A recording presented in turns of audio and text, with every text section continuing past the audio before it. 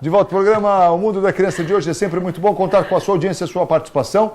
Programa Mundo da Criança falando hoje aqui sobre neurociência, neuropsicologia, com a psicóloga Marisa Ramos Ferreira. Aliás, quero registrar aqui, doutor, a ligação da Daniela Rosa e também da Priscila Franco, que estão parabenizando o programa e a entrevista aí com a doutora Marisa, que está sendo muito enriquecedor. Eu também acho. Dei o testemunho aqui, realmente que eu estou aprendendo muito aqui com a Marisa. Eu tenho certeza que você, telespectador, assim como a Daniela e a Priscila, estão também aprendendo e ainda trazendo para dentro de casa alguma coisa prática no relacionamento com o seu filho, na maneira de interpretar algumas atitudes, algum comportamento do filho, ao momento que nós vivemos, ansiedade que parece que está fazendo muito parte da vida dos nossos filhos. Marisa, agora sim, nós falamos muito sobre sintomas, o que é tal, mas aí é preciso falar assim alguma coisa. Isso se trata, como é que vocês como psicóloga recebem um pai e uma mãe que diz assim, ó, os sintomas são esses, e aí começa a tratar. Como é que funciona isso? Sim, quando a gente recebe, né, os pais, a gente começa uma investigação, né? A nossa área da abordagem cognitivo e comportamental faz um trabalho bem diretivo em relação a isso, onde a gente aborda os pais, colhendo então todas essas informações, porque como eu disse, eles chegam muitas vezes sem saber, eu não sei se isso é normal, Marisa, se não é, e a gente então vai identificando tudo isso até levantar algumas hipóteses e concluir aí essa questão, né, do diagnóstico. Colocando sobre isso o diagnóstico do transtorno de ansiedade, eu gostaria de explicar, porque muitos pais chegam sem saber se a ansiedade é única e se apresenta de uma única forma, né? Eles falam, nossa, eu nem sabia que isso também era ansiedade. Então, nós temos aí hoje classificado, né, vários transtornos de ansiedade, como o de ansiedade de separação, né, onde a criança tem essa grande dificuldade de se separar, começa a apresentar dos pais, do lar, dos lugares de muita confiança que ela tem. Temos o transtorno do pânico, né, o transtorno da fobia social também, que isso hoje tem aumentado bastante. A ansiedade generalizada, que é como eu disse, né, anteriormente, a criança o tempo todo está ansiosa em diferentes situações, então é um cérebro em alerta o tempo todo, isso traz um prejuízo enorme também para a criança. Temos aí o de estresse pós-trauma, que é mediante um trauma, essa criança depois começa a apresentar dificuldade em relação a uma situação parecida, porque vem as vivências. E temos também aí a questão da fobia específica, né, das fobias específicas, crianças com medos de animais, medos intensos de animais, medo de altura, medo de locais e aí por diante. Porque queria ressaltar que a questão do medo e da preocupação faz parte da vida da criança. Às vezes os pais falam, eu nem imagino que minha criança, meu filho tem preocupação, mas tem sim. Eles se preocupam, eles relatam, né, de ordem social lá na escola, preocupação quando já amadurece um pouquinho mais com a perda das pessoas queridas e assim por diante. Então a gente começa a fazer toda essa identificação e quando a gente recebe a criança, a gente começa a ajudar essa criança a identificar essas emoções, as que são agradáveis de sentir, as emoções desagradáveis. A gente ensina na TCC o que é ansiedade, como ele pode identificar quando ele começa a iniciar uma ansiedade que está saindo do controle, para ele lidar melhor com a situação. Então, frente a isso, a gente trabalha várias técnicas, né? Relaxamento com a criança, ajuda essa criança a trabalhar a respiração dela, porque, né, uma respiração de forma correta auxilia muito para que essa ansiedade ela tenha um nível ali rebaixado diante da situação. A gente trabalha com os pais, fazendo orientação, explicando, né? A gente chama de psicoeducação, a gente explica para esses pais o que é a ansiedade, essas manifestações, e faz observações em loco. A situação está acontecendo na escola, a gente vai até a escola, orienta os professores, observa essa criança lá. Não, a situação ocorre mais em casa. A gente vai até a casa para fazer essa observação, tudo no sentido de enriquecer o trabalho e colaborar com a família. Isso aí, esses sintomas para vocês tratarem, porque eu entendo que isso, em relação ao medo, por exemplo, é uma coisa que faz parte da vida da criança sempre. Isso é muito prático, porque quando eu tiro a roupa de uma criança, 6 meses, 7 meses, ela começa a chorar. E é claro que é uma ansiedade de medo por estar diante de uma pessoa que não tem relacionamento com ela e ela fica com medo.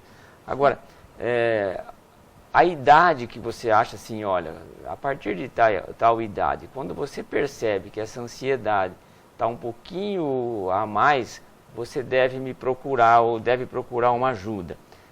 Que idade isso?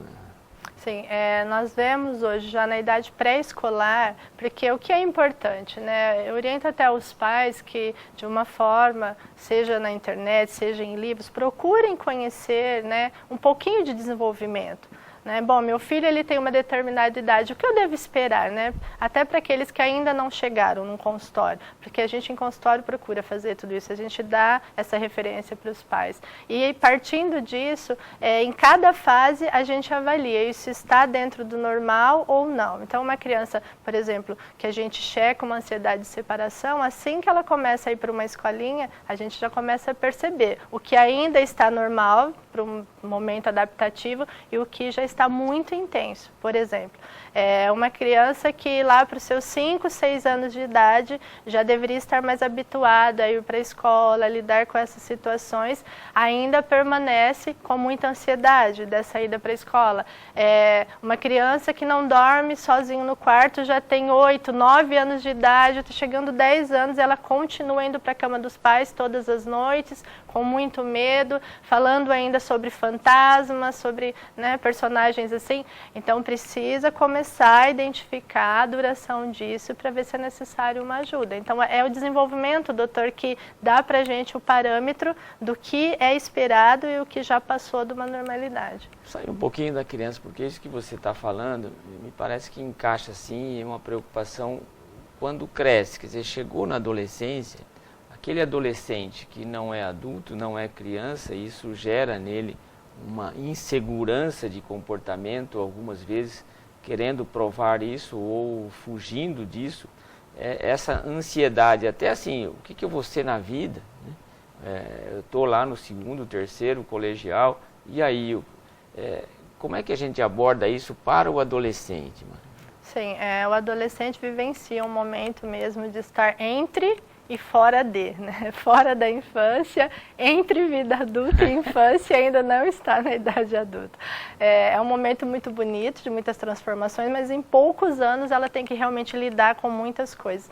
Então a gente costuma avaliar essa questão da preocupação do adolescente, com o aspecto social, com essa necessidade de pertencer que ele está, né, diante do seu grupo, e a gente então vai trabalhando aquilo que é esperado sem perder a individualidade, porque na adolescência corre-se muito esse risco, né, de cada um perder a sua identidade em prol de pertencer, em prol de agradar, porque existe uma preocupação assim dos adolescentes. Mas a gente trabalha bastante essa questão de personalização, né? Você tem a sua identidade e vamos ver o que é necessário para alcançar, então, tudo isso que você está necessitando. Mas a ansiedade, doutora, é mais ou menos dessa forma também que acontece. O circuito, vamos dizer, da ansiedade cerebral é dessa forma também, né? Ele sempre está diante de situações para decidir se aquilo ele vai fugir ou não. Me parece que esses sintomas são comuns a todas as classes socioeconômicas, né? Não é privilégio da classe A ou da classe B ou da classe C, né? Sim, não é privilégio, isso para todos os seres humanos, né? Todos os seres humanos que estão aí expostos a essa situação, sem contar essa questão, né, socioeconômica. Quando a gente fala assim, você falou em pânico, essa expressão é um pouquinho, eu percebo no consultório, que quando se tem uma criança que é escolar ou que é adolescente, e que a mãe começa a suspeitar de que está entrando numa situação de uma síndrome de pânico, isso tem a ver com a ansiedade que ela está vivendo, ou são coisas que surgem de maneira diferente? Não, ela tem a ver sim com a ansiedade, porque a ansiedade, ela dá base para o transtorno, né, de ordem emocional. Então, quando ela começa realmente a criar essas evitações e ter sintomas aí bem particulares do pânico, a gente tem que perceber realmente onde é que essa ansiedade está extrapolando, né, a ponto de gerar essa evitação toda que caracteriza. Mesma coisa, essa situação tão comum hoje que é a depressão? Sim. Inclusive a depressão é um dos transtornos que caminha, né, como a gente chama, uma comorbidade aí com os transtornos de ansiedade. É muito comum o adolescente, a criança hoje com transtorno de ansiedade, né, também ter um quadro depressivo.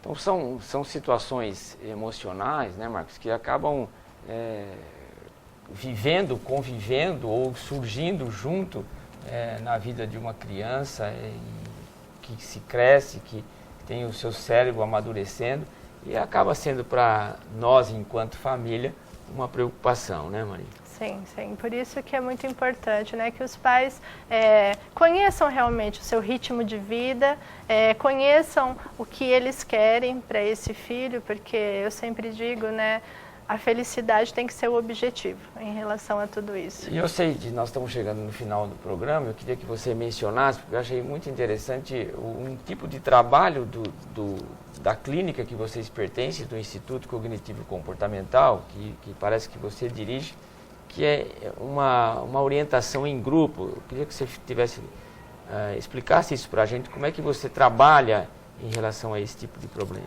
Sim, é um grupo de pais, né? Inclusive agora no início já desse segundo semestre, nós vamos iniciar, é um trabalho onde a gente procura estimular a qualidade da interação familiar, e dentro disso são encontros, né, feitos, 8 encontros que são feitos, onde a gente dirige temas relacionados a tudo aquilo que é dúvida, tudo aquilo que é vivência dos pais, né? E aí forma-se um grupo, e esse grupo se ajuda muito durante esse percurso, né, desse trabalho, desse curso, e a gente vai discutindo desde a simples ansiedade de uma mãe, que é, de repente, parar de trabalhar porque teve um bebê e não sabe como fazer isso e conciliar, até as mais, né, diferentes aí, dificuldades em lidar na educação, nas queixas aí, físicas que um filho traz. Então a gente percorre tudo isso de acordo com as necessidades das famílias dentro desse grupo.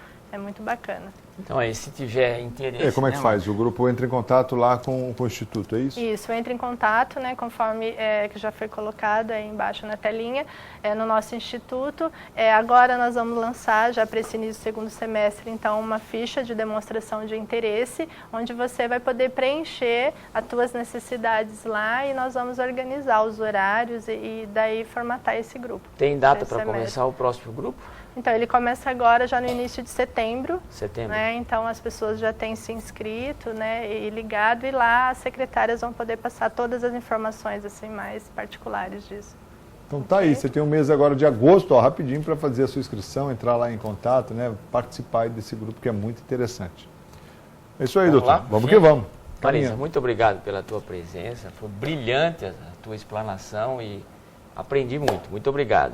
Eu que agradeço, espero, né, que tenha contribuído aí, e vamos ficar ligadinho, pessoal, na Neurociências, que ela está aí para nos ajudar. Né? Obrigada.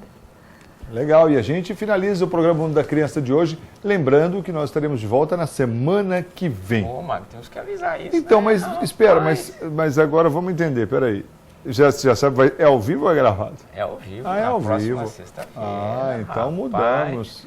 Nós estamos voltando A origem, início, à origem, que nós começamos o programa na sexta-feira, o Mundo da Criança, o Mundo da a Criança. Origem.